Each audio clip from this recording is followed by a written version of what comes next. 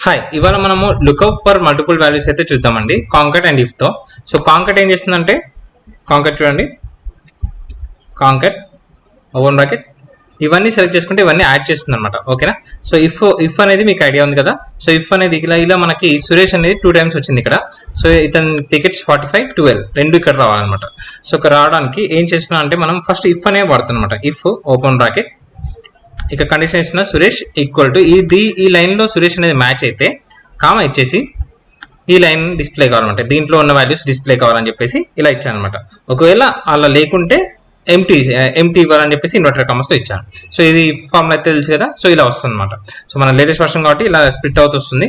కాకపోతే దీంట్లో 3 వాల్యూస్ ఇందులో వస్తాయి అనమాట. ఒకసారి F9 కొడితే ఇది కనిపిస్తుంది, ఇలా వస్తాయి అనమాట. సో ఇప్పుడు మనం దీనికన్నా ముందు కాంకట్ అని వాడుతాం అనమాట. కాంకట్ ఓపెన్ బ్రాకెట్ క్లోజ్ బ్రాకెట్ ఇవ్వండి. ఎంటర్ కొట్టగానే 45, 12 వచ్చింది. కాకపోతే మనకి వీటి మధ్యలో కొంచెం స్పేస్ ఉంటుంది కదా. సో ఇఫ్ వాడిన తర్వాత ఈ వాల్యూస్ C5 C10 ఉంది కదా, దాని తర్వాత అండ్ అని పెడుతున్నాను. అండ్ అని పెట్టేసి ఒక స్పేస్ ఇన్వర్టర్ కామర్స్ లో ఒక స్పేస్ ఇస్తున్నాను. మనకి ఇలా స్పేస్ వచ్చేసి మన వాల్యూస్ అయితే ఒకే సెల్ లో మల్టిపుల్ వాల్యూస్ అయితే వస్తాయి అనమాట. Thank you. So VLOOKUP XLOOKUP లో చేయండి, వీలుకప్ మల్టిపుల్ వాల్యూస్ చేయండి. ఇలా మనం ఈజీగా తెలుసుకోవచ్చు. Thank you.